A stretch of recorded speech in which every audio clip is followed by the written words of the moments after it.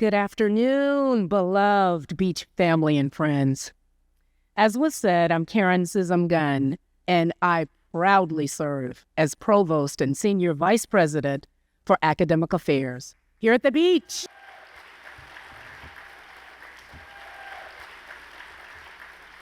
Before we begin, I'd like to note that California State University Long Beach is located on the village of Pavungna, a sacred site known as the Gathering Place to the Tongva, Ahashimen, and other Southern California Indian people. We acknowledge them as the traditional caretakers of this land, and we thank them for their strength, perseverance, and resistance. So today, as you've probably noticed, we're joined by lovers of the beach, academic and administrative leaders, faculty, our wonderful students, staff, alumni, faithful friends, elected officials, supporters, and partners to this great university. Whatever your connection is with our campus, we thank you. Thank you for being here, and we extend the warmest of welcomes to each one of you. Also, if you've not already done so, we welcome you to access the digital program for this milestone event by using the QR code on the screen behind me. Voila. Making this introduction at least once a year is always a pleasure for me personally. But today, it's a double delight because I have the honor of introducing President Jane Close Connolly, who has taken our university to new heights during her remarkable 11 years. And her husband, fellow scholar and partner in all things, Dr. Collie Connolly. So everybody, please help me welcome President Jane Close Connolly and Dr. Collie Connolly to the stage with this hearty beach-style welcome.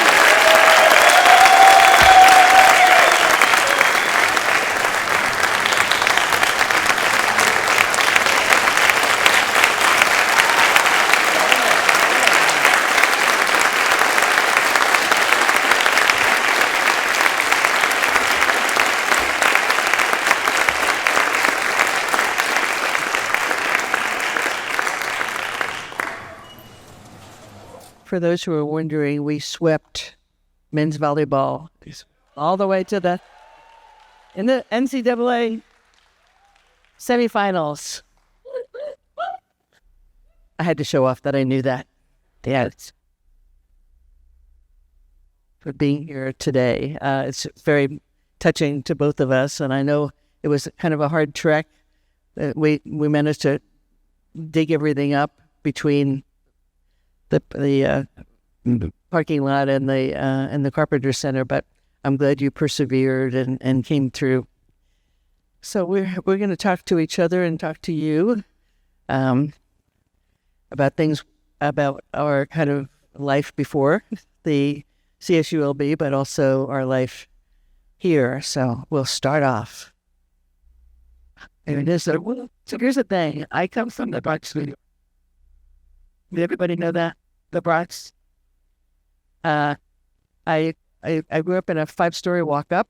Fortunately, we were on the 4th floor, so we felt pretty lucky. We didn't have to go all the way up. And my square block likely had as many people as Collie's hometown in Georgetown, Texas. The first time I brought him back to the Bronx and showed him where I grew up, I heard him later talking to his mother on the phone, and he said she really did grow up in a ghetto. It was scary. No trees, just people. So we come from very different places, but also very different family backgrounds. My parents were first-generation Americans. And I was lucky enough to be in the first generation of my family to go to college. My sister, my twin sister, Joan, and I went to the same small women's Catholic college. And mentioning Joan's name reminds me that I grew up hearing my mother say when she learned at 40 years old she was going to have twins only 30 days before she had twins, she would always say, I had to think of rhyming names like Maureen and Eileen. And I just would hear that story, and I think I was about 10 or 11 before I realized Joan and Jane didn't rhyme. So I don't know how that happened. So Your mother worked so hard for you. she did work hard. Yeah. So my family was very different.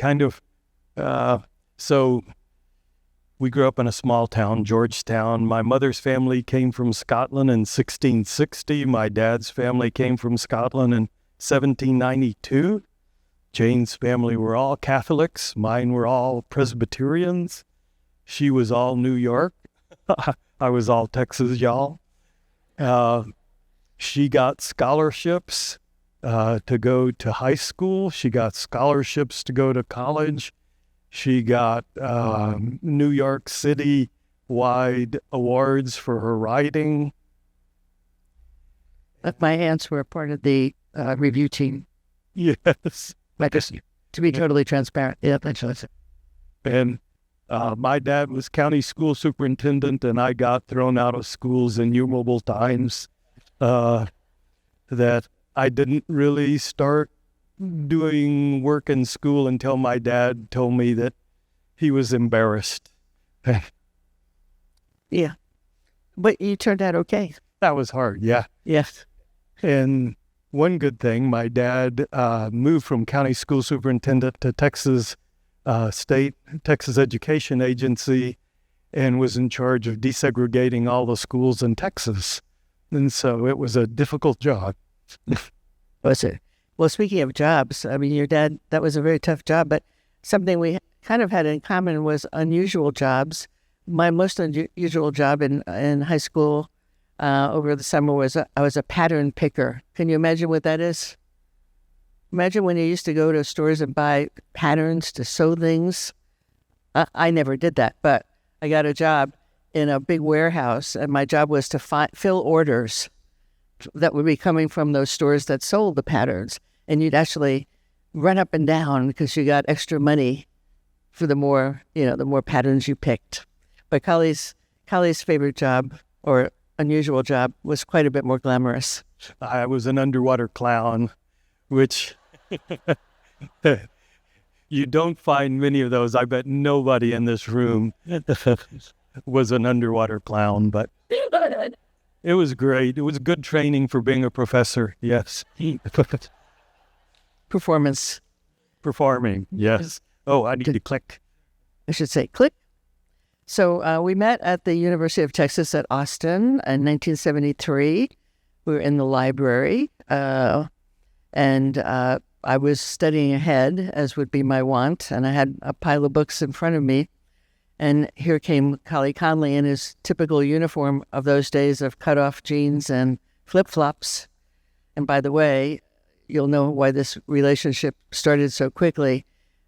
Kali spent just one semester, I think, at Texas Christian University, TCU, where he was voted as having the second best legs in the university. So, I mean, I couldn't... And you thought I was without talent. Yeah, I could not resist him. And our first date was on a catamaran because Kali's family were big into lake boating, and we managed to tip it over. He was staring deeply into her eyes instead of at the sail.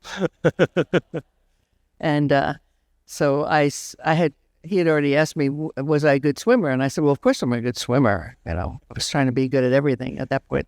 And but then a motorboat came over, I guess, and helped us turn it back up so the sail was back where it belonged. And suddenly the sail caught wind, and the boat just took off. And Kali jumped on, and of course there I was paddling behind, trying to catch up to him. And later he said, "I thought you said you were a good swimmer." Well, I'm still here. To say encouraging things when people are trying to catch up, like, I thought you could swim. I thought you could swim, yeah. But Kali always says about why I thought he was so smart, which he is very smart. And it's because, he was a slow-talking Texan, and at that point I was a very fast-talking New Yorker, and his experience was that I would just finish all of his sentences, and so obviously I thought that was really smart. So apparently it worked. Click. Click. So we finished graduate school. Were you a little faster than me? You were a year ahead. I was an upperclassman. Yes, you were. And so there we were. What will we do with the rest of our lives? We made a decision that the first person to be offered an academic job, we would go there. But if the other person didn't like it, they couldn't whine for 3 years, but then they would pick the next time. So if you can see the screen about how the no whine contract worked, my first academic job was at Syracuse University in New York. I was there for 3 years, and then it was Wide. wine. Then it was time for Kali to pick, and guess what? We went back to Texas. It was amazing, and it worked out okay. Denton, Texas. During the Syracuse time, though, I'd like to share the fact that I thought I was a pretty hotshot young assistant professor psychologist, and that I was writing things and writing for grants and getting grants. And then years later, I ran into one of my students from Syracuse, and she said, "Oh, I learned so much from you." And I thought, boy, that was good. I got that done. And she said, "Yes, you brought your baby into your office. We got a porter crib that was loaned to us, actually. And it was a moment where I realized I could have a career and also have a family." So I was very touched by that, but a little shot down. I mean, I thought she was going to mention my articles and my books. She was the only woman in the psychology department. We didn't move the whole family into her office, though. No, just actually our son Colin, who's somewhere in the audience I can't quite see. There he is, right in front of me. So he doesn't recall this, but he spent several months of his early life in a psychology office. So we could be close together. So. Well, while we were in Syracuse, so the first thing you noticed when you moved to Syracuse, I hadn't lived out of Texas before.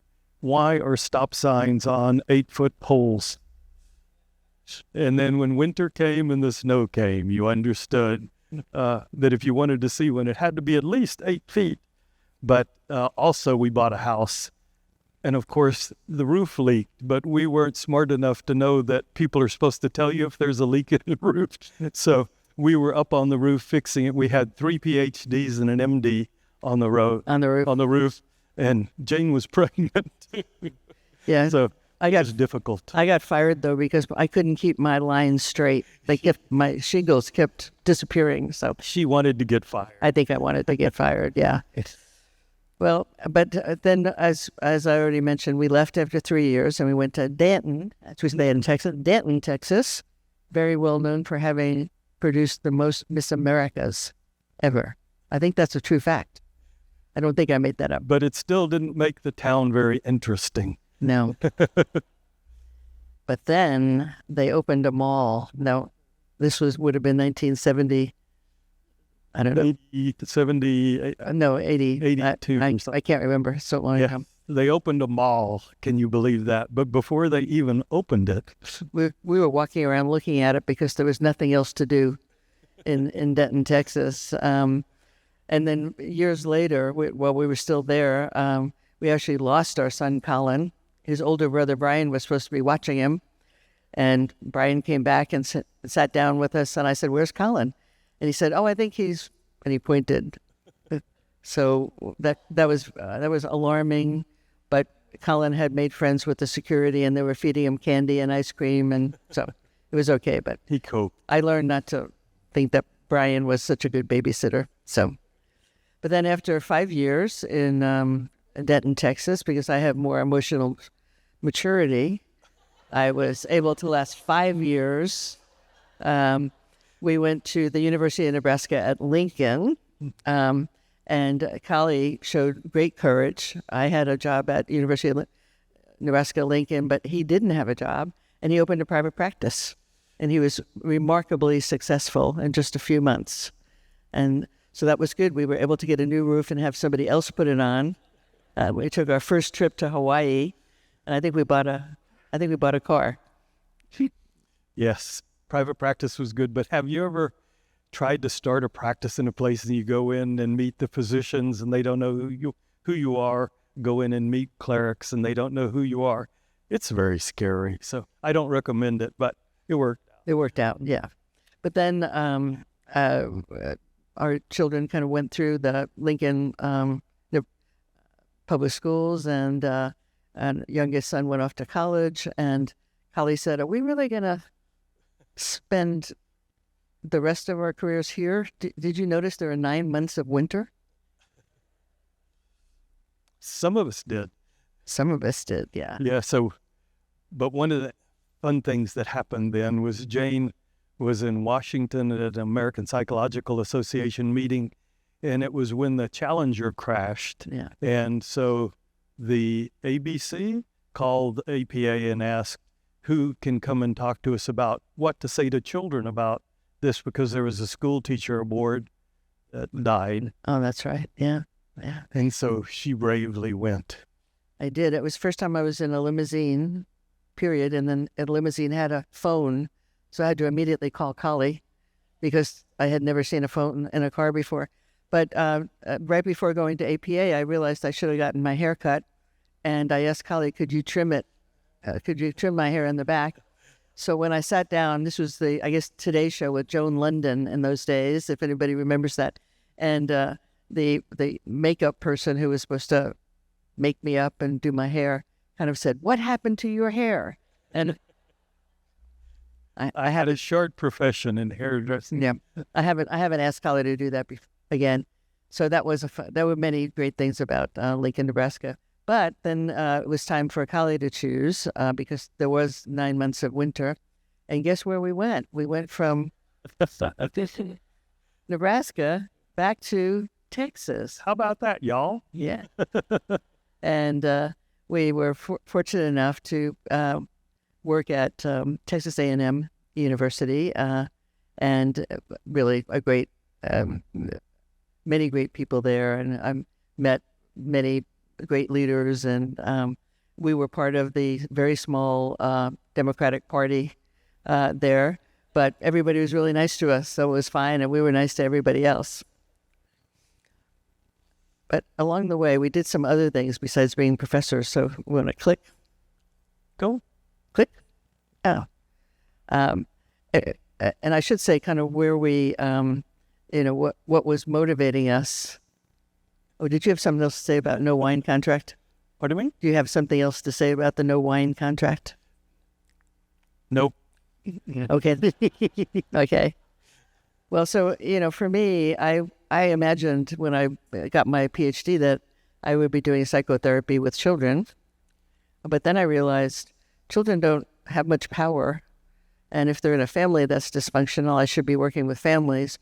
Or if they're in a classroom that's dysfunctional, I should be working with teachers and other counselors. So I kind of moved in, that direction in terms of working to change systems to help people thrive.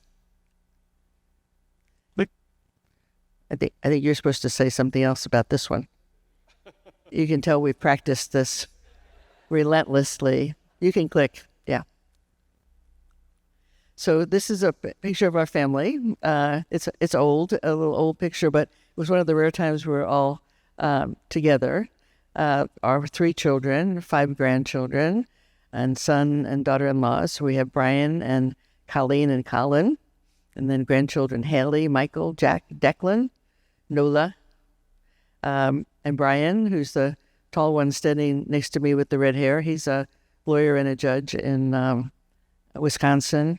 Colleen, who's sitting in the front with Jack, our grandson, making a terrible face for some reason. He really didn't like it. She's a pediatric neuropsychologist right outside of Omaha, Nebraska.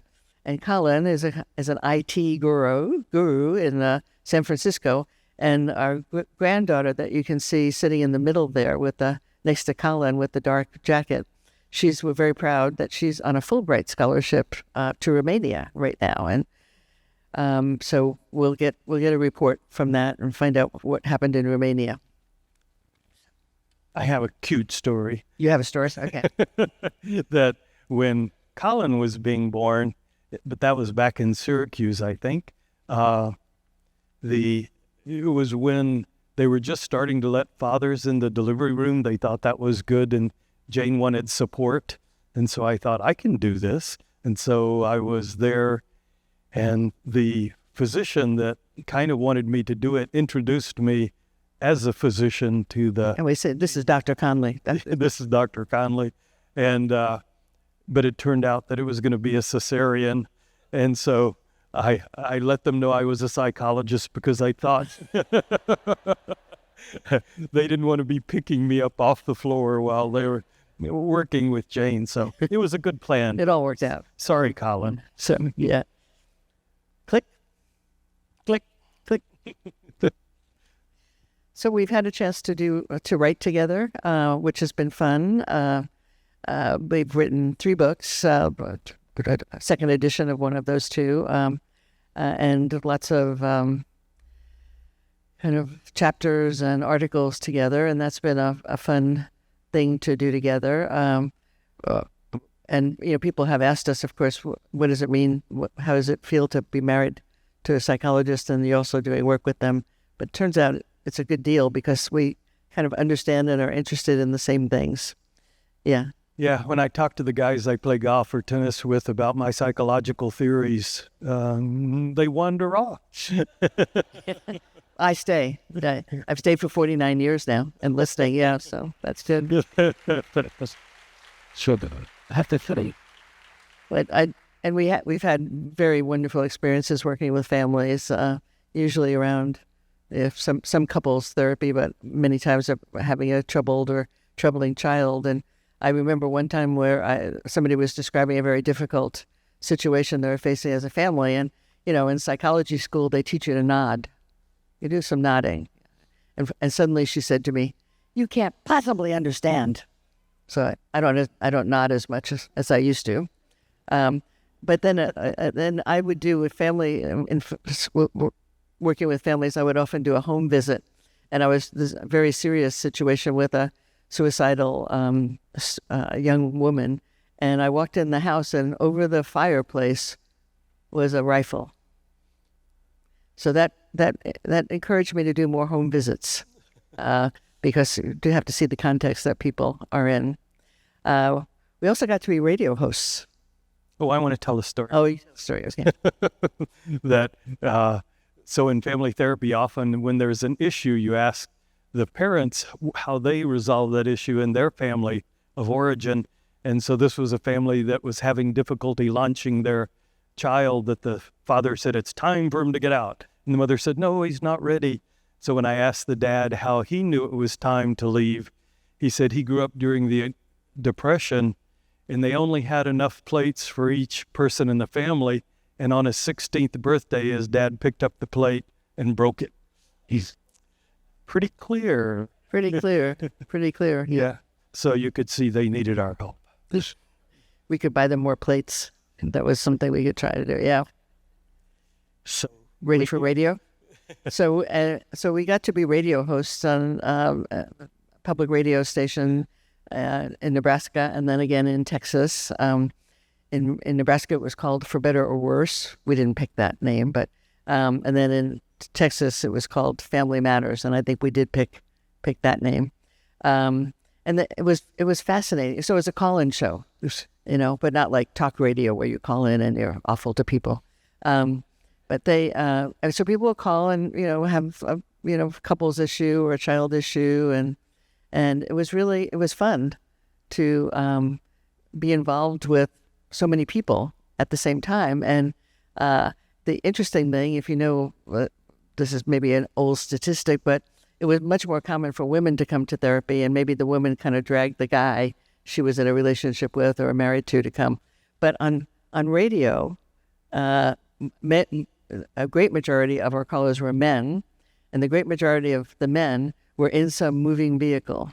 So imagine in Nebraska, Highway 80 goes across the state, right? And so we'd have truckers talking to us, guys in tractors, because in Nebraska, that's a very rural state, and they have fabulous tractors, and they obviously had phones and air conditioning and all the rest. Yes, that was our wildest call from a air-conditioned combine or something. Oh, I should have called it a combine. Yeah, well, it might have been just a tractor. Yeah. So one funny call was a woman trucker who was coming across Nebraska. Was that Highway 80 or? Yeah, I think it was 80. Which is a long, flat stretch.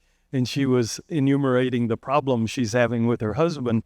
And so we were coming up with brilliant insights as usual. And she said, hold on. He's asleep in the back. I'll wake him up. And so she dragged him up to listen to him. Yeah. It was a little embarrassing. And then another time a young man called us, and she was complaining about his girlfriend.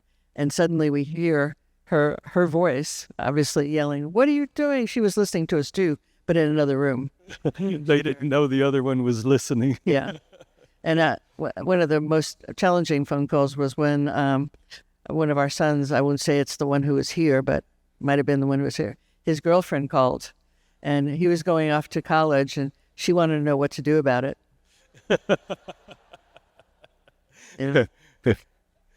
Yeah, but we ran into relatives who were listening to us of yours in Texas and found us by that, and when we were doing it in Texas, but it was very touching to me and kind of illuminating about when you live in very rural areas and you might be on your own. We had a call in our last show from Nebraska where somebody said, I love listening to you because I love the way you talk to each other, and I'm really going to miss you. And I don't think it had occurred to me that you could form a relationship over the radio, but obviously it was possible. So it made me really glad that, not that we were leaving, but that we had done that, because it seemed to be meaningful. Yeah.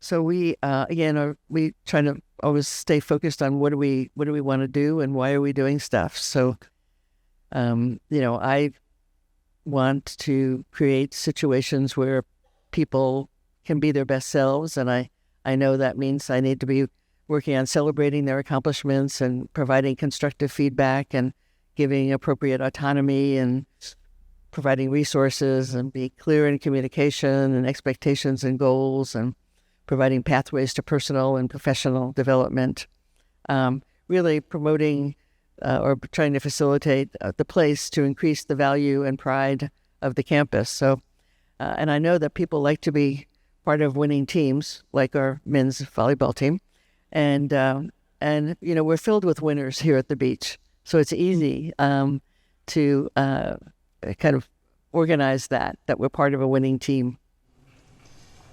And my goal for all of my career has been to develop a psychotherapy that develops people's strengths to help them, rather than focusing on what's bad about them, what doesn't work about them. And so you're going to get the shortest goal-focused positive psychotherapy lecture ever. And it's only because Jane's here. The professor and you came out. Yes. He added these slides just yesterday, so I had to. She said I could say anything.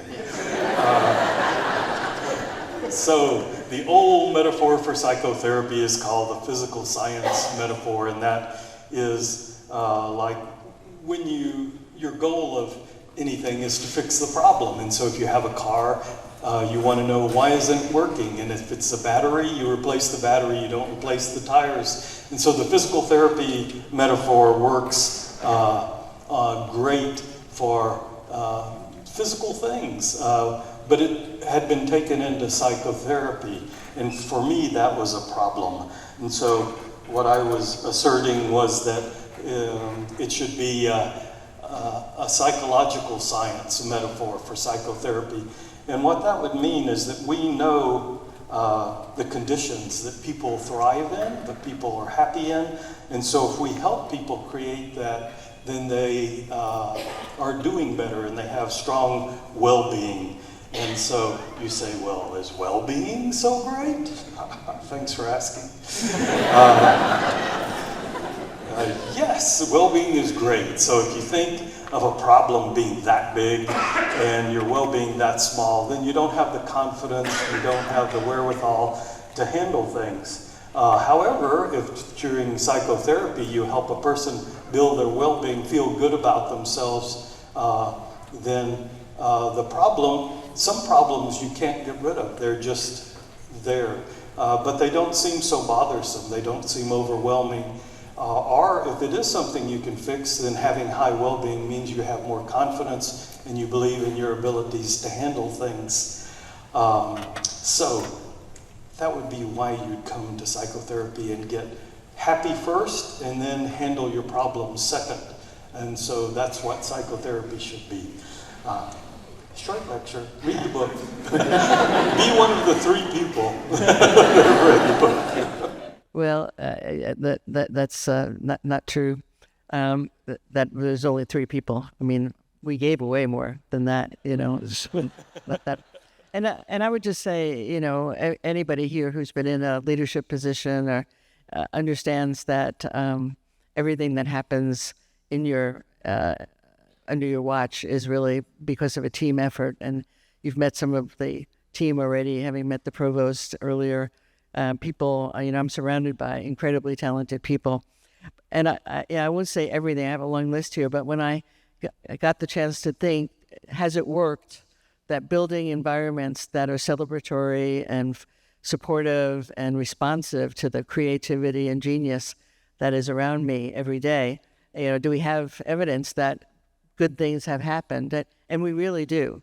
You know, through the great work of our faculty and our academic affairs people, we've progressed greatly in our graduation rates, going from maybe 15% in 4 years to almost graduating in 4 years to almost 40% graduating in 4 years.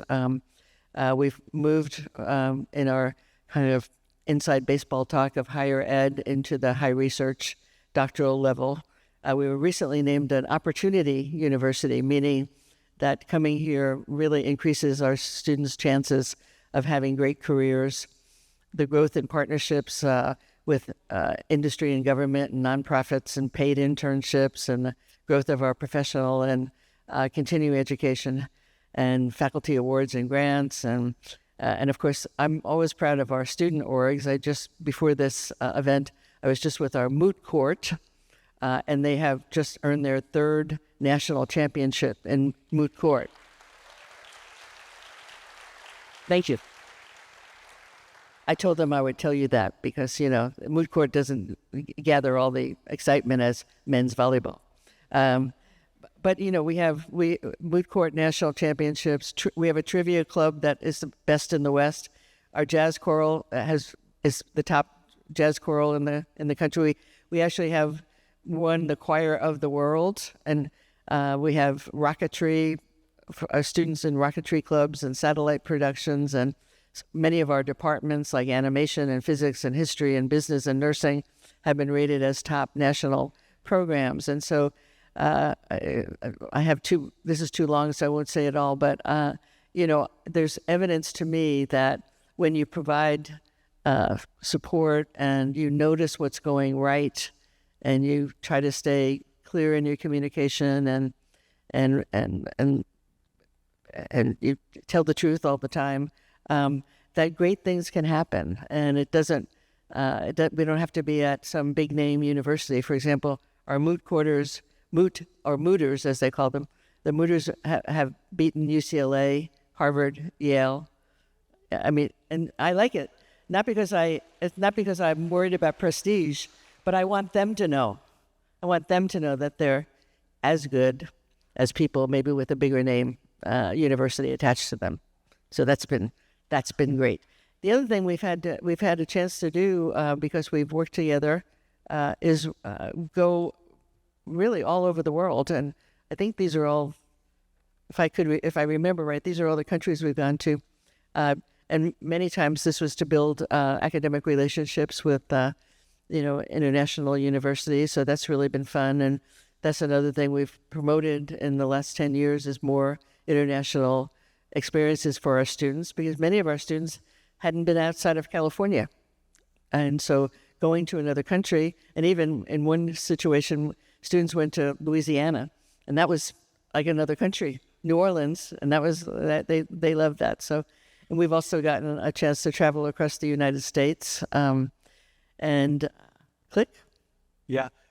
Just to add, so think back as you were a child, and if you would have thought you would have had all the adventures of travel, because I think we have discussed that when we were young, we never thought there would be any such possibilities. So the world has really changed. Yeah, I didn't, my family didn't travel. I remember the big trip we took on a Greyhound bus from the Bronx to Washington, D.C., because my older brother was there with his family, and he worked at that point for naval research. And he was a physicist. He's the brainiac of the family. And my first plane ride was a spring break trip to Bermuda when I was a junior in college, and I remember getting all dressed up for that. Do you remember that? We got all dressed up. Yeah. Click. So, we have had a life like everybody has when they, are having a family and working on a relationship. As you've seen, we had numerous moves, and, our kids certainly have been wonderful, but had their ups and downs. We've had moments of financial stress, especially after moving to Santa Barbara, where we bought the worst and most expensive house we ever bought. Yeah.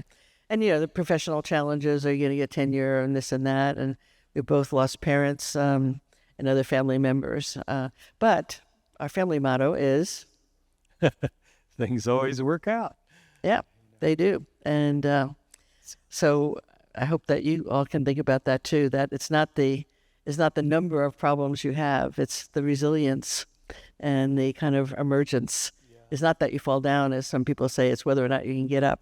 And so I feel like we've been able to manage that. So if you don't have a family motto, get one.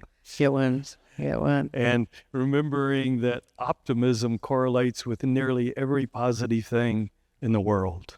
So yeah. If it's an optimistic family motto that you repeat to yourself and family focus on, it really helps.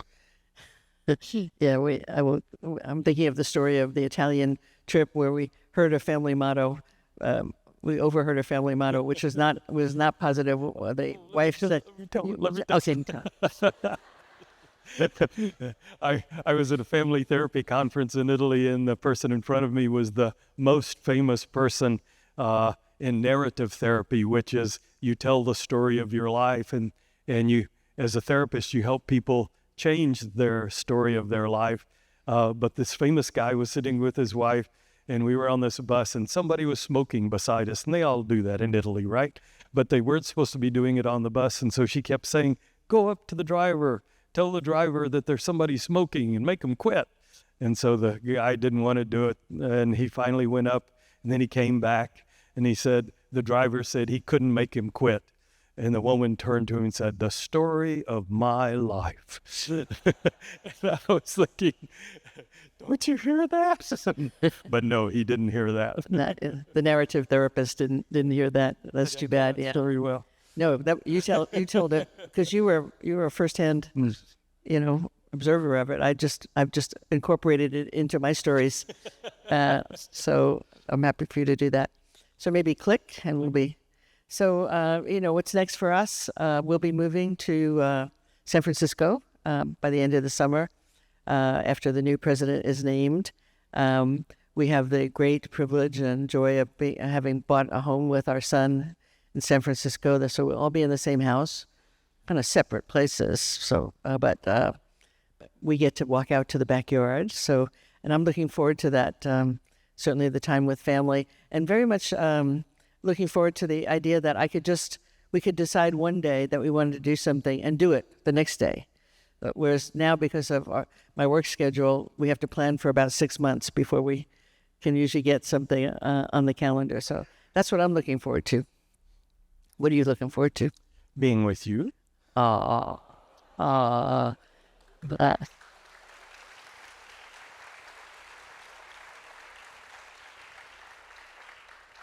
Well, we can't end better than that. So I think we'll move to whatever the next phase is. Thank you. Thank you very much. Thank you.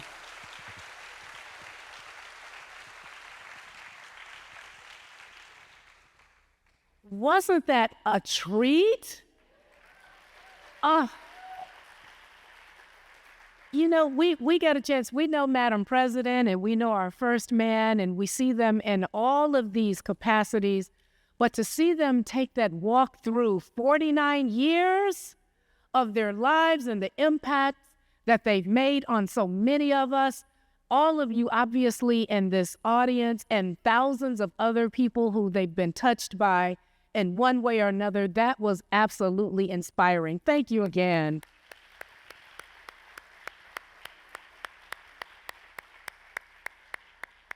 We thank you for everything you've done for this community, this beach community, the two of you. It's definitely a partnership. We thank you. And your executive team, the other members of the beach community who come to this campus every day for the same mission, to do a good thing, to move our mission forward, thank you, because you're inspiring for us to be able to do so. Thank you so much for your kindness, your compassion, and your camaraderie. There's not enough thanks for this day, so we're going to be thanking all evening. Thank you. Thank you to both of you.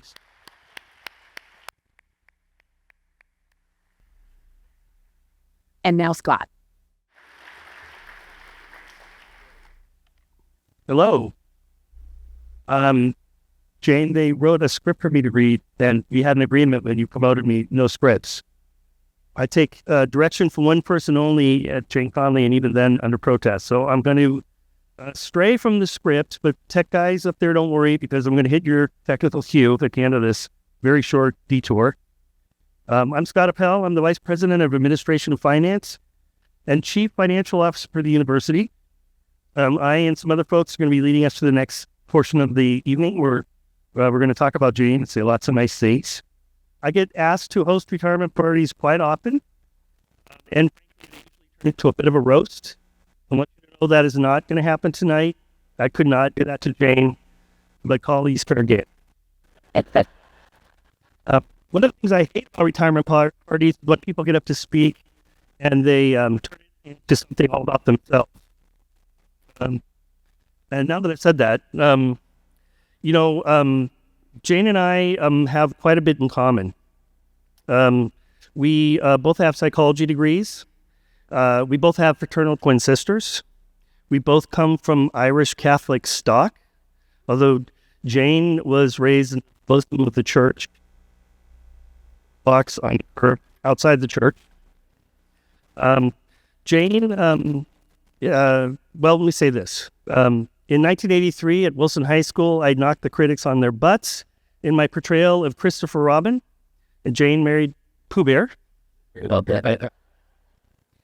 Jane and I both love Star Trek. I think it might have been mentioned earlier, Jane is a Trekkie, I'm a Trekkie. Those of you that have been around Jane, sometimes when she speaks, she says, "Make it so," like Captain Picard does. And in reality, though, I think that Jane's favorite captain, or the captain that she's most like, is Captain Kirk, because her and Captain Kirk both have a guy named Scotty running around and fixing everything up for them. She's nodding, thank God. All right. Jane, hang on for a minute here. I've got to turn this on. No, bro, I don't know how to do that. Oh, it's on. Tech guys are with me. In honor of your love of Star Trek, Jane, we have a little surprise for you. Can you get up? I need you to look at the screen. We're going to stand, Callie, you can come up with us. We're going to turn around and look at the screen right now. In honor of your love of Star Trek, we've arranged for a special surprise. You can go ahead and play the video. President Jane Close Connolly. Boy, I hope I got that pronunciation right. Hi, it's Jonathan Frakes, Commander Riker from Star Trek The Next Generation, or, should you happen to have watched Picard, Captain Riker. At long last, the whole campus leadership team and I would like to wish you congratulations on your retirement as the CSU Long Beach president after 10 years and 49 years in education. My father was a teacher at Lehigh for 50. So thank you very much, and may you now boldly go on to your next chapter. May you live long and prosper, stay safe. That is for you, President Jane, from your whole campus leadership team, and from me. Enjoy.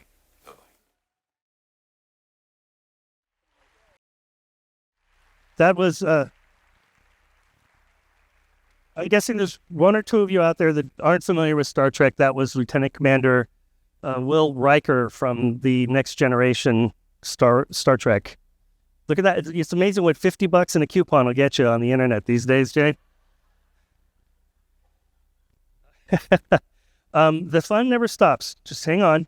I'd like to introduce the next presenter, my friend and colleague, Dan Montoya. Dan is our Vice President of Fundraising here at the university. Thank you. Well, that's pretty hard to beat. So, but again, I'm Dan Montoya, Vice President for University Relations Development, and I'm so happy to be here. What you witnessed tonight between Jane and Connolly, I have had the opportunity to experience that with our donors time and time again. They were so amazing together, and they bring out the best in each other. It got so good that when I would schedule these meetings, and go to the actual meetings with donors, and Connolly wasn't there, or like, well, where's Connolly? We wanted to see Connolly. So it's such a beautiful thing, and that's Jane and Connolly. That's what I will take with me, is your passion for the university, but your love for each other. And we thank you for sharing that with us, and we really appreciate that.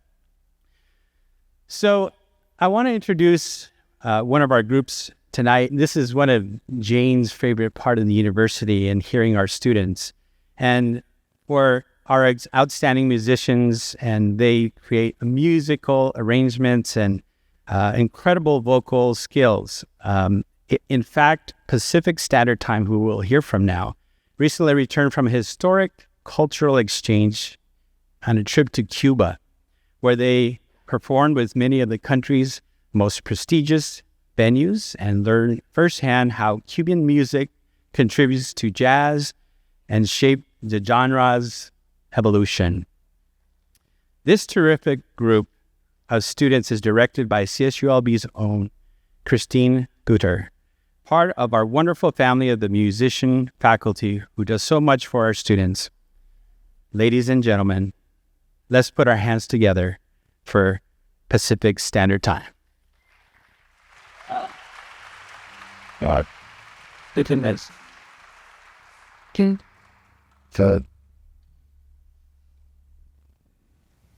This is a little bit unusual since the rest of you are back there. We had originally set up, but I said then our backs would be to Jane and Connolly, and this is for you.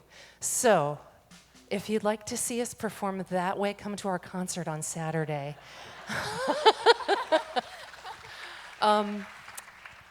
Jane, you have been an advocate for us, and we love you so deeply. We're just going to do a small set of music for you, and the songs that we chose were really specific because of the lyric. So these guys are going to enunciate like champions, and the first song is called Where I Belong, and the message is, I belong where I am.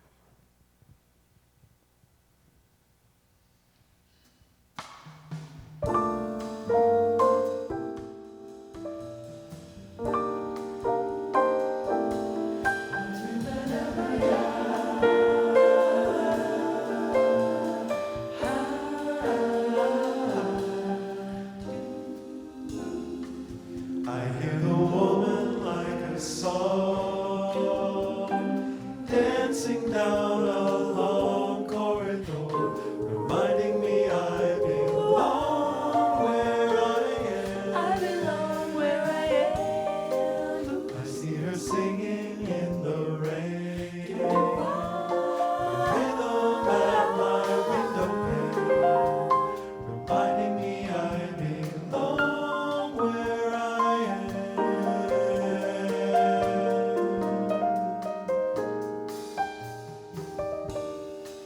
There is a light in the silence of loving things. And when I look in my baby's hopeful eyes,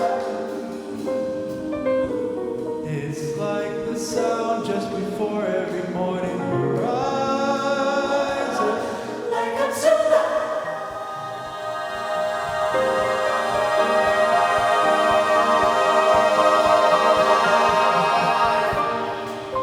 It's like the memory of love inside, Turning me right side round. Keeping my 2 feet firmly planted on the ground. Reminding me I belong where I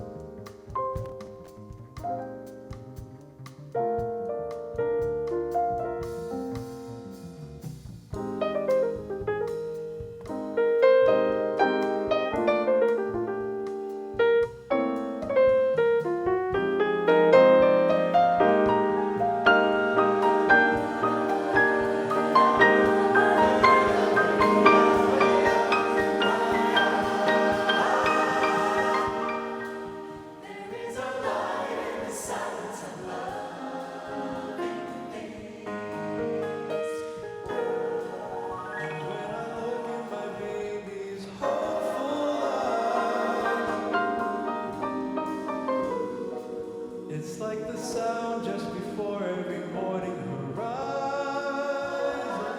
like I'm still alive.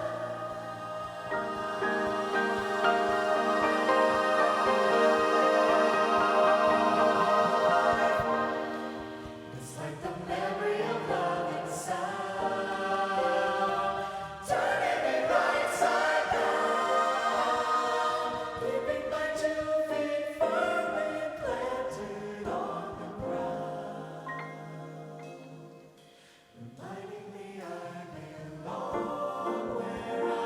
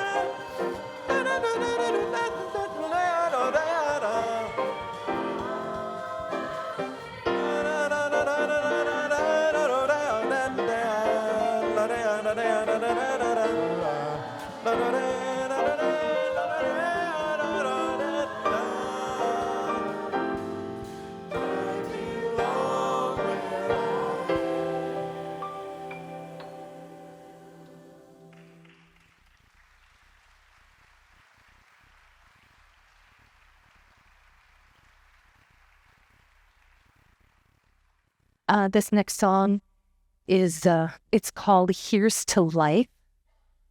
Anybody familiar with that song? Here's to Life. It was recorded by Joe Williams and Shirley Horn, and it's a little known jazz standard, but it's a really, really special message.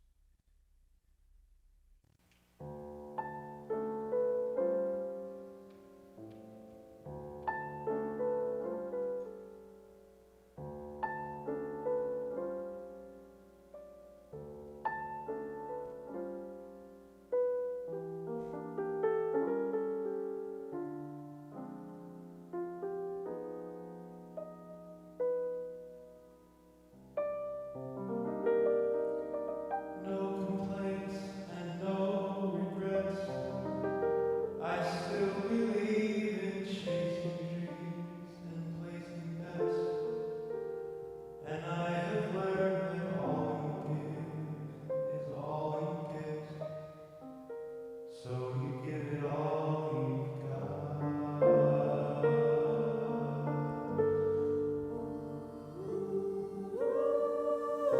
I've had my share and drank my fill, and even though I'm satisfied, I'm hungry still to see what's down another road beyond the hill and do it all again.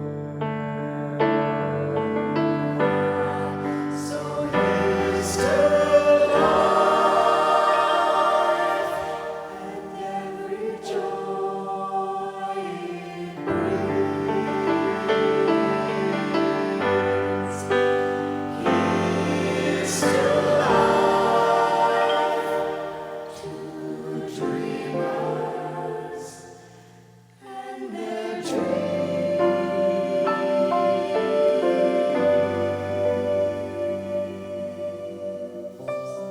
Funny how time just flies, how love can go from warm lows to sad goodbyes, and leave you with the memories you've memorized to keep your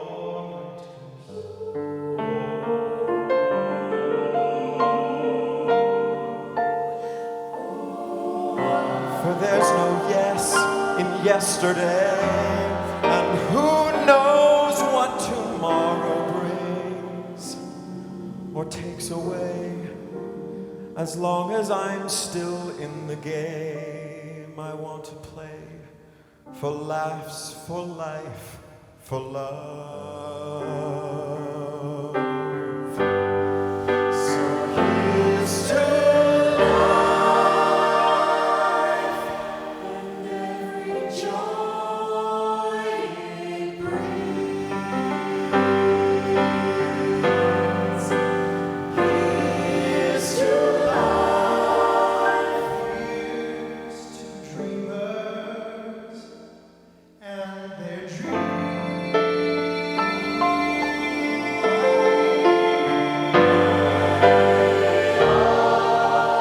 storms be weathered, and all that's good get better. So here's to love, here's to love, and here's to you.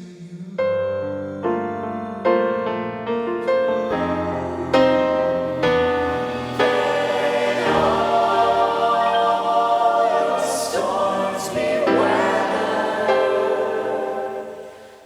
and all that's good get better. Here's to life, here's to love, and here's to you.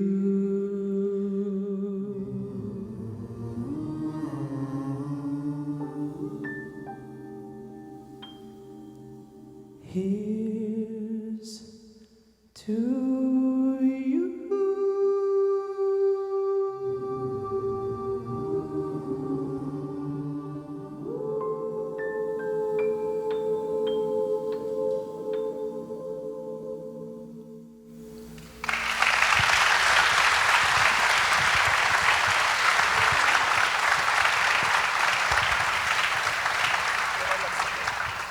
we have just one more for you. There's nothing else to say but thank you, and we love you.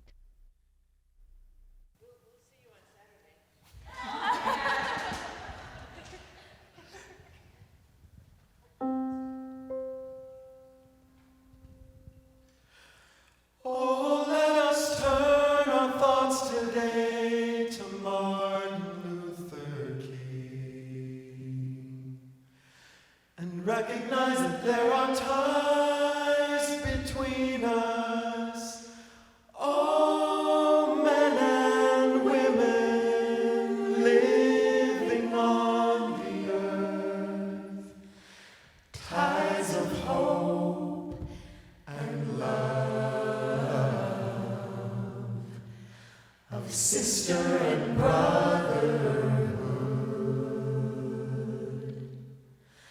that we are bound together in our desire to see the world become a place in which our children can grow free and strong. We are bound together by the task that stands before us and the road that lies ahead. We are bound, and we are bound.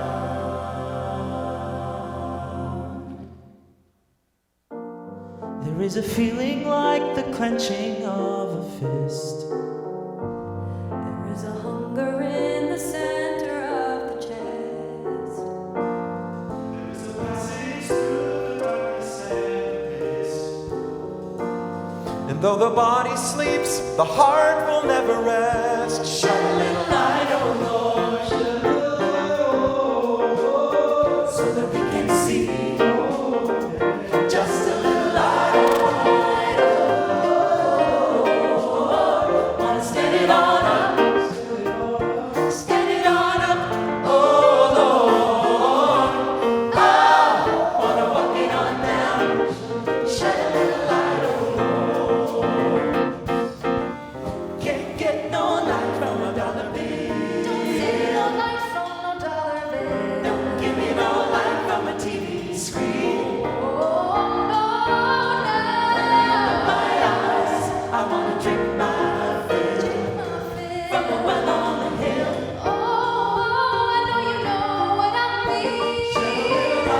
Shed a little light, oh Lord, so that we can see. Just a little light, oh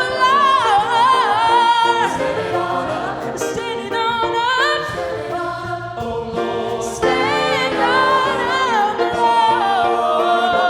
Down, shed a little light. Shed a little light, oh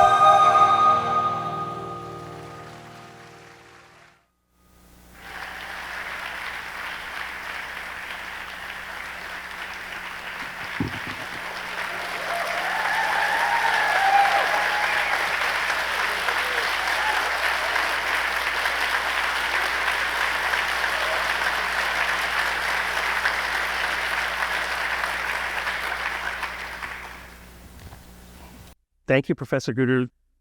Just the best in the business, everybody. How about another round of applause for Pacific Standard Time?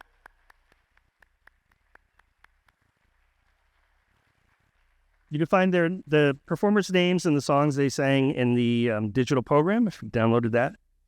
Before we go on, this is the latest iteration of the executive team. There are some past members of the executive team here tonight. I want to make sure that we point out Vice President Michelle Cheska is here. She went on to another university that we won't name. Provost Emeritus Brian Jersky is here someplace. Can't see any of you, sorry. And the beloved Karen Nakai, former Chief of Staff for several presidents and a chancellor. It's great to see all of you back. Thanks. Today, I have the pleasure of introducing a special message from Dr. Mildred Garcia. She's the Chancellor of the California State University System, the nation's largest and most diverse four-year public university system. Chancellor Garcia previously served as the president of both CSU Fullerton and CSU Dominguez Hills, and more recently as the president of the American Association of State Colleges and Universities, where she emerged as an internationally renowned advocate for public higher education. So now we'd like to hear a few words about Jane from Chancellor Garcia. Good evening, buenas noches. President Connolly, I'm so sorry that a family obligation prevents me from attending today's event in person, but I'm pleased to offer this video message, and I look forward to celebrating your extraordinary Cal State Long Beach presidency and your stellar 49-year career in person very soon. Over the course of your tenure at Long Beach, I've admired you and your work from a variety of perspectives. As a fellow CSU president, as the president of the American Association of State Colleges and Universities, and for the past 20 months, as the CSU's chancellor. Through the years, each of these different viewpoints has revealed different but equally impressive aspects of your remarkable personal and professional qualities.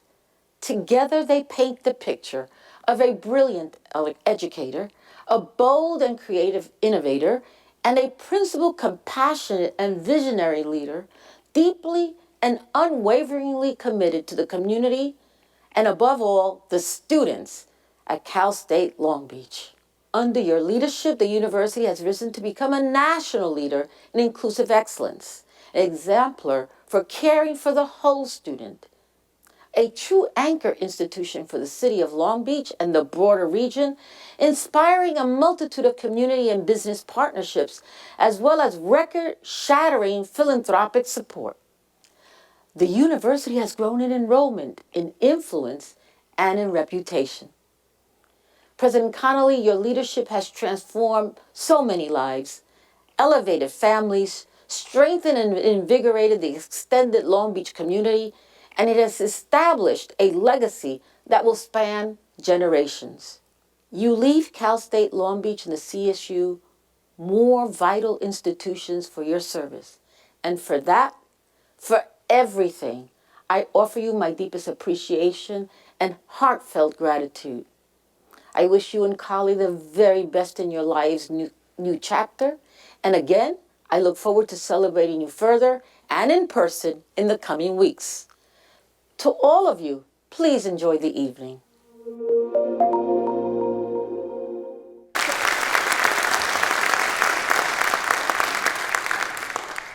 Good evening. I think it's evening now. Is that fair? Yeah, okay.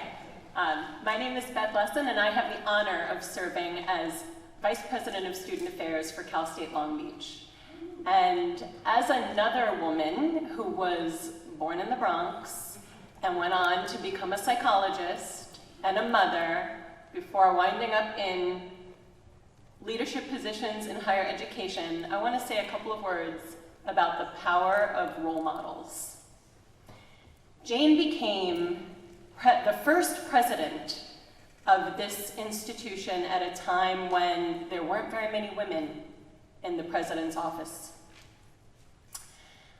I can say for myself that the transformative power of seeing yourself reflected in leadership is unmatched. And I can say on behalf of tens of thousands, if not hundreds of thousands of women who have worked here and learned here, watching a woman run this institution has been incredibly important. Watching someone come here, there's been no shortage of difficulty, no shortage of challenge.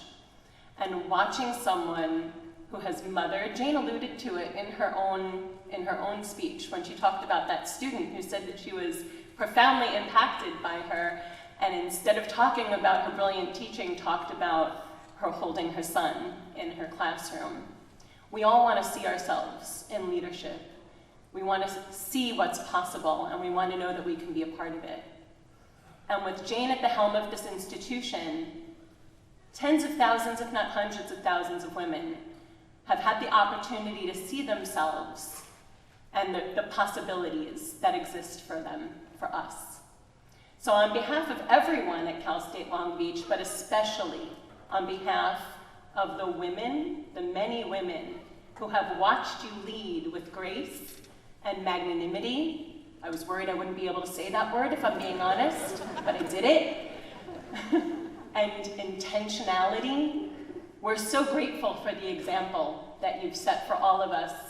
And personally, there have been many, many times where I've turned to Jane in a moment of serious challenge and said to her, watching her be completely unflappable, "How are you doing this?" And she has said back to me, "I've got 25 years on you. You'll get there."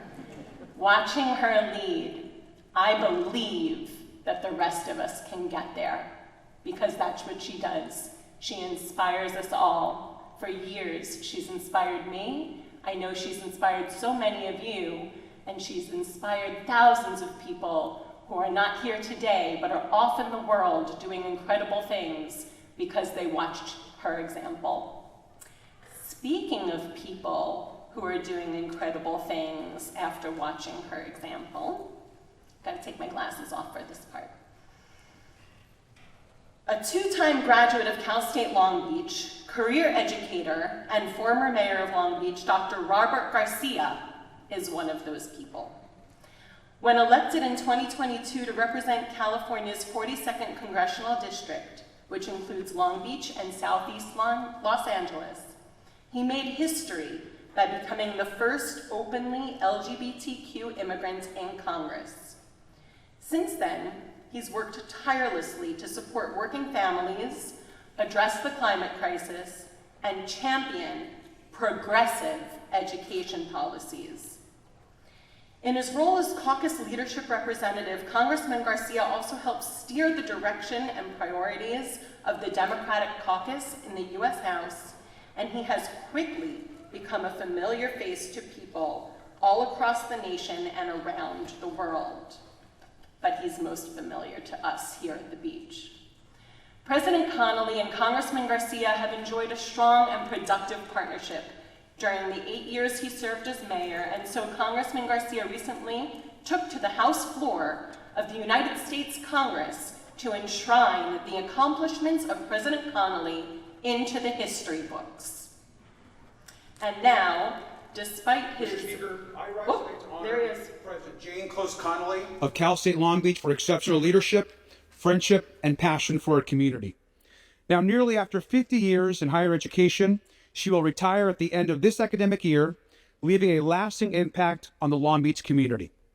As the first woman to serve as president of Cal State Long Beach through a period of incredible growth, she also included and grew enrollment, fundraising, over $500 million for scholarships, academic programs, and strengthened campus involvement.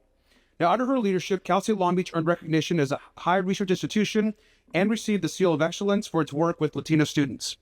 Now, Cal State Long Beach also receives more applications than almost any public university in the Cal State system and public universities, period, in the state of California. This is all thanks to her incredible leadership. Now, President Connolly prioritizes building strong connections between the campus, the community, and addressing student needs from housing to food insecurity.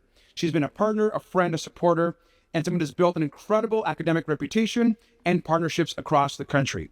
Now, as an educator myself, I've seen firsthand her dedication to student success and her efforts to strengthen the university's ties to the community. As she prepares for retirement, I know I join the entire Long Beach community in thanking her for her years of service to Cal State Long Beach, its students, and the community. Thank you.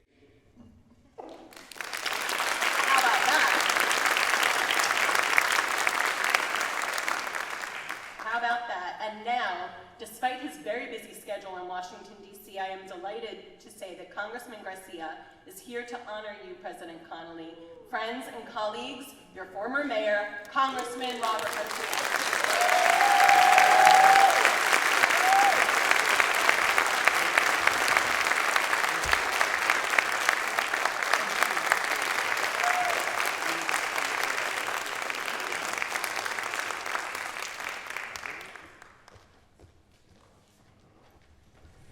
Hey everyone. It's I literally just got off the plane and I rushed over here. It's always good to be home and to be home here at the university. So I'm really happy. I'm glad I could make it. I wasn't sure that I would be able to. As you all probably can imagine, there's not much going on in DC right now. Very quiet and calm moment. And so, but I could not miss just being able to say a few things. And I know also, obviously, Jane, I'm going to get a chance to see you as well in the weeks ahead. But I wanted to come to tonight as well and be with our Long Beach State, Cal State Long Beach family. You know, I want to start just by saying I'm just so grateful that you led and have led this institution during a really difficult time. And I think that we see, obviously, Jane come to work every day and the work she does, and all we know the accolades, we know your groundbreaking history as first woman president of the university, what you've done to uplift Latino students, making the university such a great place for students to live, the housing, the expansion of programs, the focus on faculty and research, and all the things that you have done on campus. We know those, and we're going to hear about those tonight. But I also want to just spend a couple minutes talking about some of the other moments that a lot of folks didn't get a chance to see. And I will tell you that the last 5-6 years especially have been really difficult just on this country and on this community. And, you know, Jane, you came in during a good time, things were going well, economy was growing, the campus was growing, and then of course, the pandemic hit. And I think it's important for us to remember where we were at that moment, and how difficult it was for the community, the country, and the campus at that moment. And you and I was mayor at the time, we would talk constantly, late nights, early mornings, the challenges of trying to get vaccines and testing kits to the students, to the faculty, working to ensure that faculty and teachers and staff would be included in the first group of people that had access to the vaccine, which initially were not included on that list. We got that changed with the governor and ensured that the campus was included in those early vaccinations. Thanks to the work and of Jane and of so many others. That hard work and that passion are the things that I'll also remember. And we weren't just going through a period of extreme crisis. We had also the incredible both challenge and uplifting moments at the same time of the Black Lives Matter movement that was happening in this community, that was happening on this campus, the reckoning of what we were doing as a community to meet the real needs of Black students, of Black people in our community. But it was also hard. And I think your leadership, the leadership of the community, the pandemic, the movement, elections, we know what's happening today, campus protests, all of these moments are very hard. when you are at the top of the organization. And the one thing I admire about you, Jane, is I've had a chance to see you and work with you behind the scenes in very difficult moments, and most people don't get a chance to see. And we should all know, and I hope you do, that Jane is always advocating for the students, for the people that work on the campus, for the community, and always so calm. Always so calm. And it's something I really admire about you, is your calmness, your kindness, your grace. I love that you have really, that your values are values that honor and focus on people and uplifting people. And I love that you have not shied away from being political when necessary, stepping forward and taking stands on things that you believe in. And I appreciate all of the political, personal support that you've given me and advice, and I see you and Kali and the way you've invested in not just the campus but the country, which I think is also so important, and I really, really value. I'll also just mention one thing that was really important for me. When Jane was coming on, I obviously was a student here, and I see like so many friends that a lot of you were here when I was a student here. I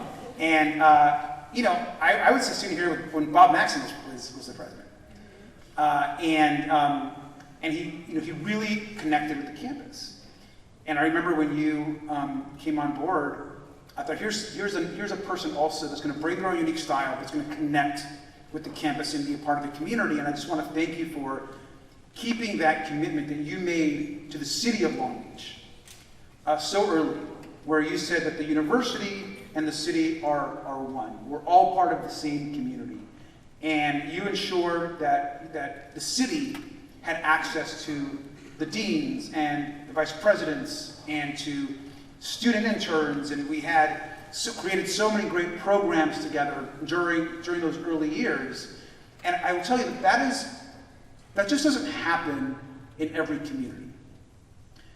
Presidents of universities have to make the choice to ensure that the university and the city can actually be and have partnerships. And all of the projects, the studies, the polling, all the things that the campus did to support the growth of the city, I want to make sure gets recognized here tonight as well, because you went above and beyond anything we ever asked you to do. And I just want to thank you for that as well. And finally, to both of you, I'm excited for your future. This is obviously the close of this chapter, but you have a bright, exciting future. I know all you're looking forward to, and the family, and being able to do so many other things. My one ask is to stay in this fight with us. We need your good spirits and your support in this moment of our country that is going through such a difficult time. Stay in the fight. Keep your voice loud and strong. We need you on the other side. We've got to get through this, and we're so grateful that as a Long Beach State, Cal State Long Beach family, that we've had you for as long as we have had you, and we know that relationship will continue. So I love you both very much, and I'm happy to be here.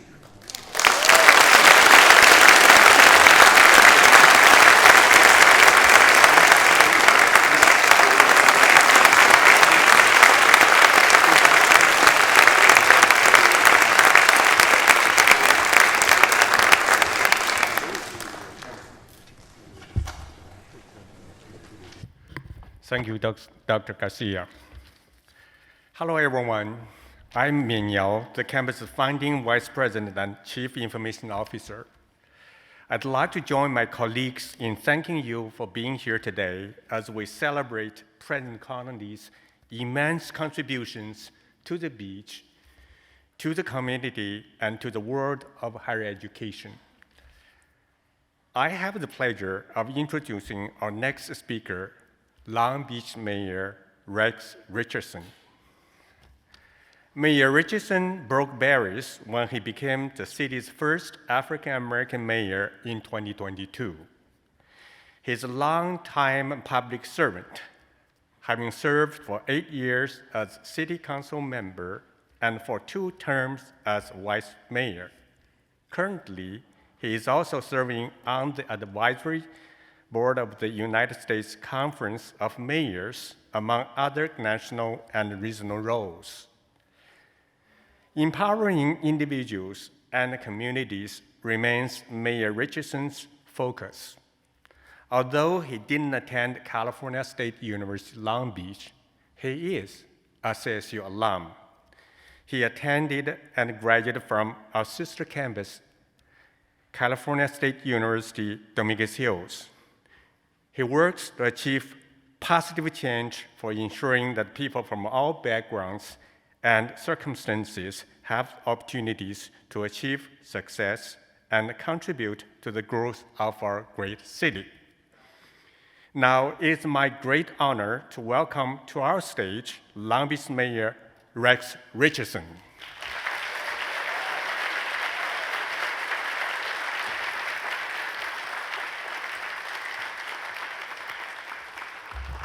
Well, I wasn't gonna miss this event.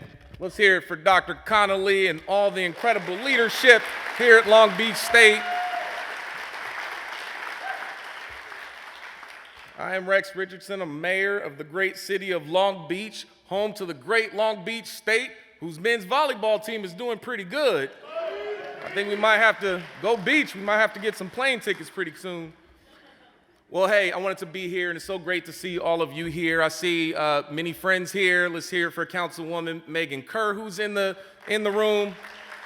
Community members. I don't know who else is speaking, but I see some college presidents here. From my alma mater, Cal State Dominguez Hills, Dr. Parham, and Long Beach City College, Dr. Munoz, and you even got community here. I see you, Bruce McCray. You even got the community in the house. That's right. Well, I wanted to obviously be here tonight to honor and celebrate the distinguished career and transformative leadership of my friend, Dr. Connolly. I learned a lot tonight just sitting back and listening to the stories, but I learned most from Kali, because you all have 40, 50 years behind you, and he knew how to close it. He said, I'm just waiting to be with you, girl. It's like, I've been married, 11 years, I need to take some tips, brother. I want to get on your level. I want to also just acknowledge just the incredible leadership and partnership that Long Beach State has had with the city of Long Beach. And I'll tell you, I've been mayor 2 years and a few months. And when we stepped into this vocation of service, Dr. Connolly was one of the very first people that I called. I had known Dr. Connolly. She has a great reputation, very approachable. Everyone knows and loves Dr. Connolly. But when you become mayor of the city, you need some friends in your corner. And I picked up the phone and I called Dr. Connolly, and I talked about things that I care about, like social mobility and housing and opportunity. And Dr. Connolly was like, yeah, tell me more. I'm all about that life. The things we were able to do together, just in a short period of time, 2 years, has been remarkable. We worked together on an initiative called the Long Beach Housing Promise, acknowledging that housing is important to the success of students, but it's also important to the success of our entire community.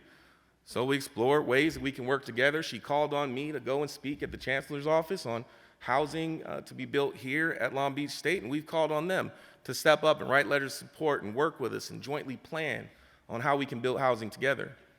We work together to explore ways we can expand on the College Promise and think about job opportunities and instill a spirit of public service and bring more students into public service. We work together on an initiative called the Long Beach Public Service Corps, where students from Long Beach State and Long Beach City College and my alma mater, Cal State Dominguez Hills, students, seniors and recent graduates, they're welcomed in for a semester and up to a year to get hands-on integrated educational experience at City Hall, a paid fellowship program that's offered nowhere else in the state of California. We worked together to develop that.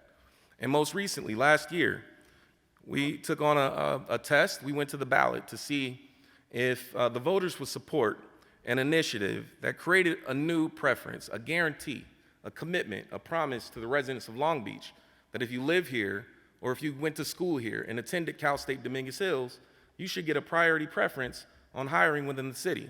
This was a controversial proposal. Dr. Connolly, her team worked on it with us. They submitted letters of support, and it was overwhelmingly adopted by the community.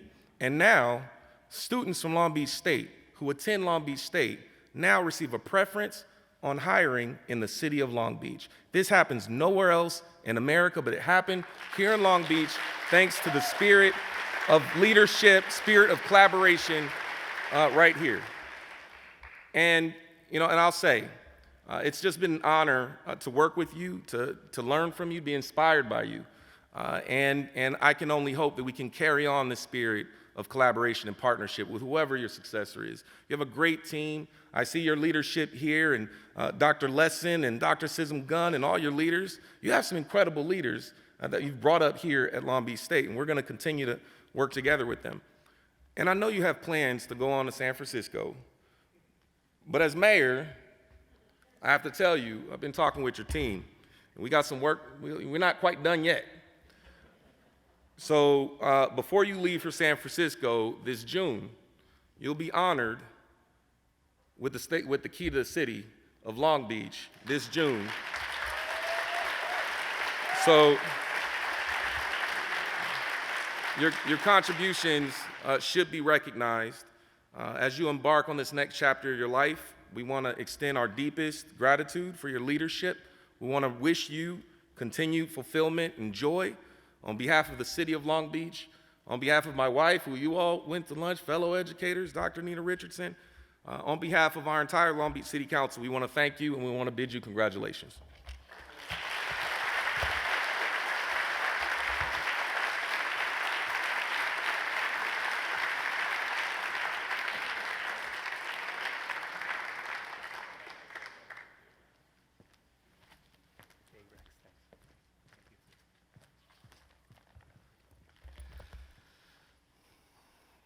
Thank you, Mayor Richardson. Those were wonderful remarks, and I'm glad you were able to join us.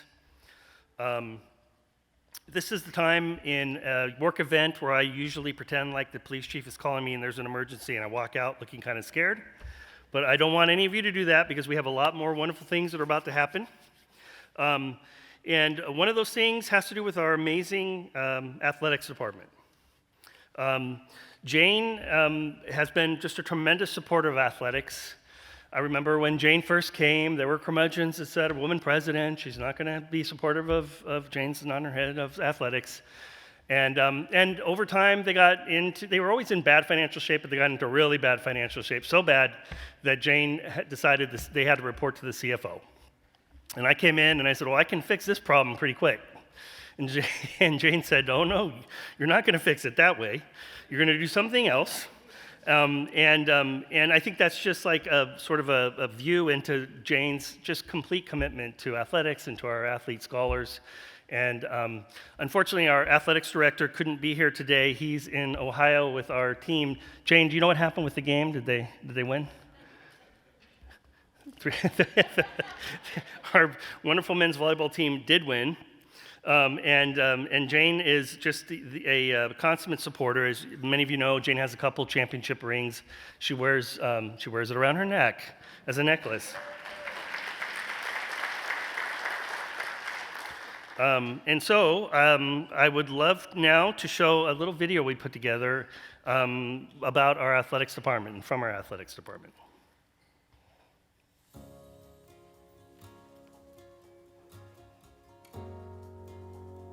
President Connolly, wow, what an example you have been, and certainly what a legacy you will leave behind. Thousands of people have entered these gates. Thousands of athletes have competed on this field.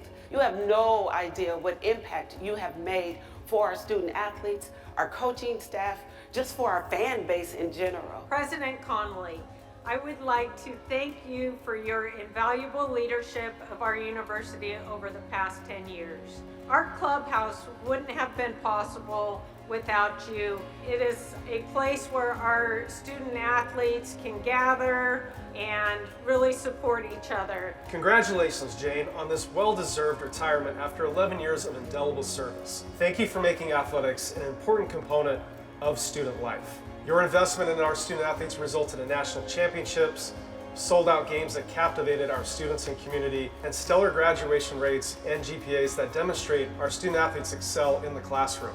Your focus on their academic achievements and sincere concern for their overall well-being have been a hallmark of your leadership. I just wanted to say thank you, President Connolly. Your leadership motivated me to pursue my MBA and become a contributing leader in society. Your leadership has allowed us student athletes to grow, thrive, and become better human beings during our time here. So thank you for everything that you've done for us. We wanted to give you a big thank you for all you do for athletics. I'm grateful for your consistent support of student athletes and your commitment to empowering women in leadership. I'd like to thank President Connolly for her excellent leadership, competitive drive, and always inspiring our community. Quería darte las gracias, Presidenta Conley, por todo lo que hiciste para mejorar la experiencia de los atletas acá en Long Beach State. Tu apoyo y liderazgo han marcado una gran diferencia en nuestras vidas, dándonos mejores oportunidades en lo académico como en lo deportivo. Your leadership has helped many student athletes both in academics and sports. We'd like to say thank you so much for helping us get our locker room and giving us a home on and off the field. I see your tremendous efforts throughout our program. Thank you so much for the remarkable things you've done for us. Go Beach. Go Beach. Thank you, Jane, for your belief in what athletics can do. A huge Go Beach to you. Happy retirement. We love you. We hope you and Collie have an amazing retirement. You deserve it. And as always, Go Beach. Congratulations, enjoy the time, and Go Beach. We will miss you. We love you. Go Beach. Jane, I just want to say thank you. Enjoy retirement and make sure that no matter what, when you come back to a game, you always got your Nikes on. Go Beach.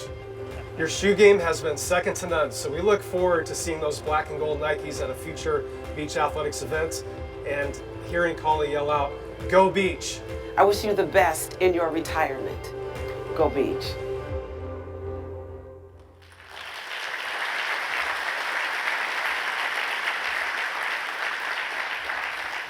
So Jane, from the whole athletics department, Go Beach on 3. 1, 2, 3, Go Beach! That wonderful video was put together by our cinematic arts students and our beach athletic community. So thanks to all of them.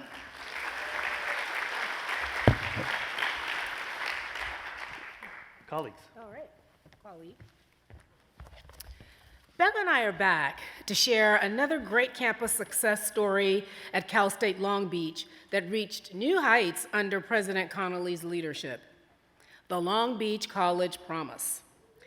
The Promise is a partnership between the City of Long Beach and 3 leading educational institutions in the city: the Long Beach Unified School District, Long Beach City College, and of course, Cal State Long Beach.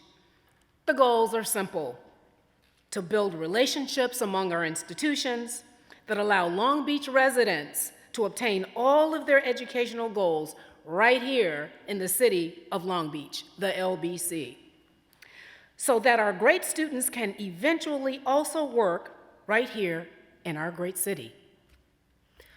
Although the partnership was first developed in 2007-2008, it's truly flourished under President Connolly's leadership.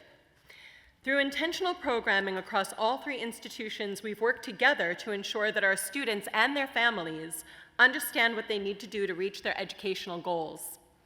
At the heart of this program is relationships between and among our program mappers, our counselors and advisors, our teachers and professors, and our senior administrators.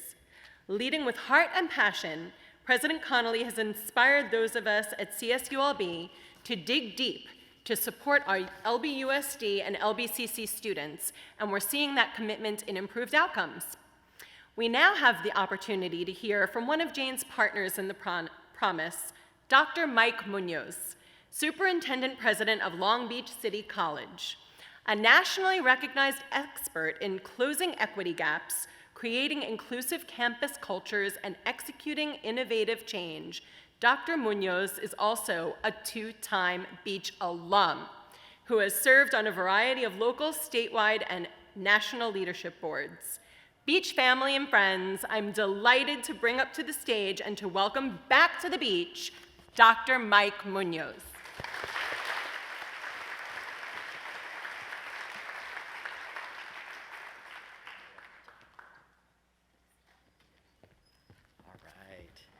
Good afternoon, everyone. It really is my honor to be able to be here tonight to recognize and celebrate with you, Dr. Connolly. I think on behalf of the LBCC family and community, and I think everyone knows, Long Beach City College, Cal State University, Long Beach, we're really inextricably tied together.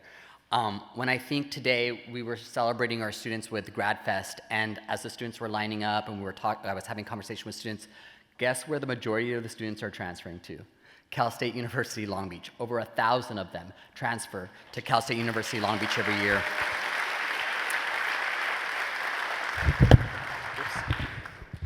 I want to offer some reflections in terms of what I think has really been the most powerful examples of your visionary leadership, and that is the Long Beach College Promise. I think when I think back over the last several years, we've seen such tremendous growth under your leadership. Previously, I think the Long Beach College Promise, when I would talk to folks out in the community, they would see it and view it as a program. They would say, oh, that program. And under your leadership, we've turned this program into a full ecosystem that really supports our entire community. When I think about some of the groundbreaking efforts that have taken place over the last few years, your handprints are all over them. This is your legacy. I don't know if many of you know, we're in discussions about partnerships to bring an intersegmental housing partnership between Long Beach City College and Cal State University, Long Beach students. And that was her idea, just in conversations, sitting in her home, thinking about the future and what we can do together when we leverage community assets and resources. I think about the advancement of dual enrollment and the acceleration of dual enrollment opportunities between Long Beach Unified School District, Long Beach City College, and Cal State University, Long Beach, and how the students in the community are going to be better prepared to succeed at Cal State University, Long Beach. So much of these conversations that we have, especially in the early days of the College Promise, was really focused on access. But you really challenged us to think more and move beyond just access, but to really success, completion, and in the last few years, really thinking about economic growth and opportunity for our students in this community. That will be your legacy, and I will be so grateful that I continue to be able to uphold and advance the amazing work that you have inspired us all to do. So with that said, thank you from the bottom of my heart.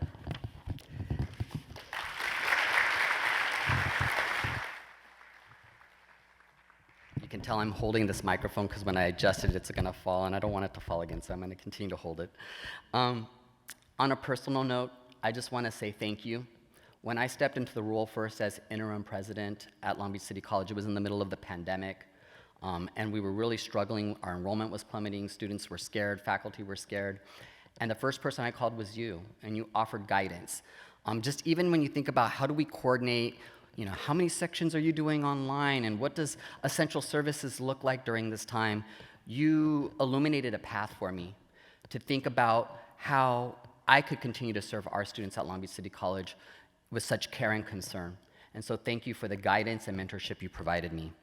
So with that said, I'm excited to be able now to introduce my colleague, your other colleague, Dr. Jill Baker. She wasn't able to be here tonight, but I'm gonna read a brief introduction before we see a video from her.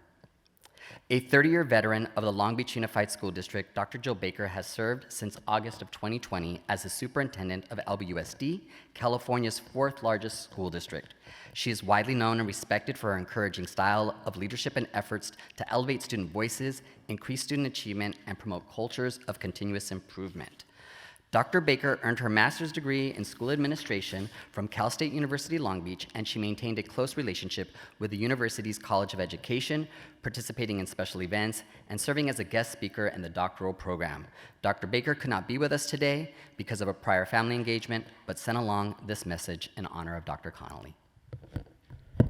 I'm Jill Baker, Superintendent of Long Beach Unified School District, and I am honored to recognize Dr. Jane Close Connolly for her years of dedicated leadership and service to education. I've had the privilege of working alongside Dr. Connolly since 2020, when she was one of the first to welcome me to my new role as superintendent. Over the years, I've seen her steady hand, thoughtful approach, and focus on opening doors for students in our community. Jane has always understood that opportunity and access go hand in hand, and her leadership made a real difference for many. Together, we built strong partnerships that will live on, from the Long Beach College Promise, which expands access to higher education, to the Long Beach Housing Promise, a bold, shared vision to ensure that students and families have access to affordable housing and greater pathways to success. This kind of work reflects who you are, Jane: forward-thinking, compassionate, and focused on making a difference. I have appreciated Jane's partnership, her commitment to collaboration, and her belief that public education can and should be a force for good in every community. On behalf of our LBUSD community, I want to thank you, Dr. Connolly, for your partnership, leadership, and bold vision during 11 years of service and all you've done for CSULB and the Long Beach community. We wish you all the best in this next chapter. Congratulations, Dr. Connolly, and thank you.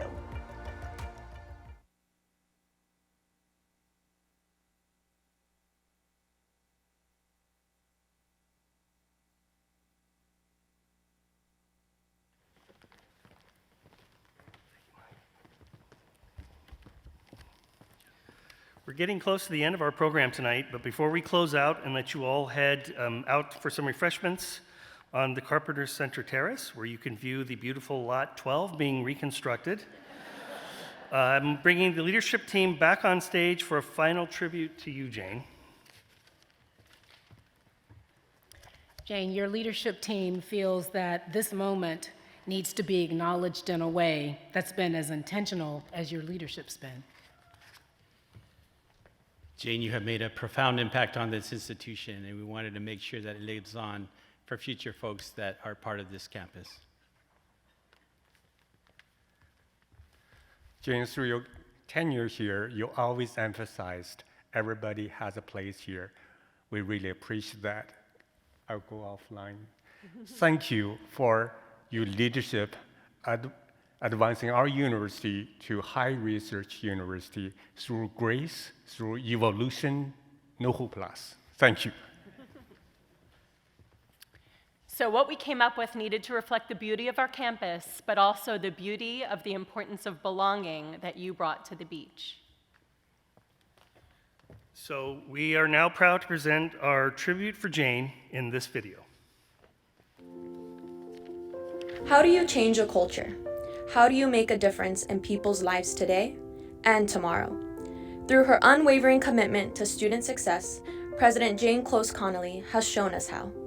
During her decade on campus, she has fostered a culture of belonging, inclusiveness, and caring at California State University, Long Beach. Her leadership encouraged us to care when others advised turning away. She inspired us to reach out to those on the edges, to students at risk, and those who felt unseen. She taught us about acceptance. Her legacy is this: when you are accepted into the Long Beach State family, our commitment is deep and lasting. We want you to know you are welcome here, you are supported here. Today, we're proud to announce a new campus edition inspired by the culture of belonging that President Connolly has created on this campus. A one-of-a-kind monument will be constructed on Friendship Walk Plaza. Anchoring the popular campus thruway, the sculpture's unique design will reflect President Connolly's commitment to belonging and inclusion. Crafted from polished stainless steel, the monument is designed to reflect the people who stand before it. In the mirrored surface, students will see themselves, a powerful reminder that this campus was built for them, that they belong. It will be located near the base of the beautiful new staircase that will connect upper and lower campus. Like the iconic Go Beach letters, the monument will also serve as a wayfinding node and a campus hallmark. As we move into the future and continue to welcome new students, faculty, and staff to the beach each year, let this monument be a reminder of the legacy President Connolly leaves behind, and that Cal State Long Beach is a place where you belong.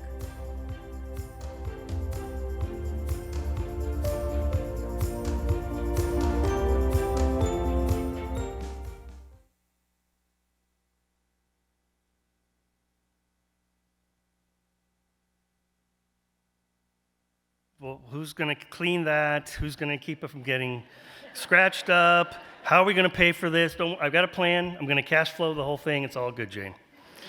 That concludes our program for this afternoon, but before we finish, I want to thank all the campus community members who made this possible. First and foremost, the cross-divisional group of campus employees who produced this entire show, including the dream team of Sally Schlesmeyer, Colleen Falwell, and the remarkable Adriana Gascon. Thank you.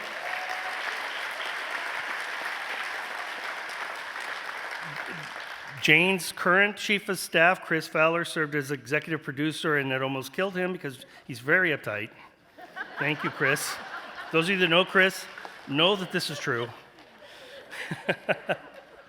And in closing, I just want to say, Jane is actually my fourth president in my time here at the university.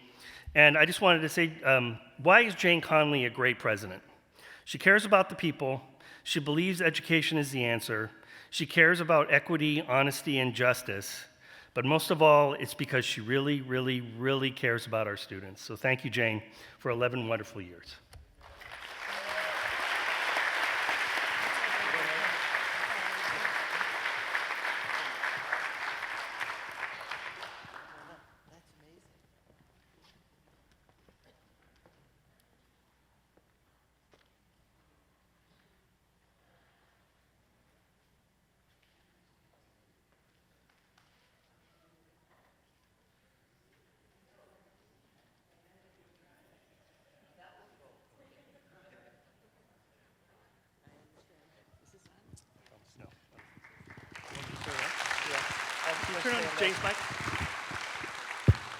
Well, I'm stunned by that beautiful monument, and anyway, I say let's go eat and have a drink. And thank you again so much for being here. It means so much to Kali and me.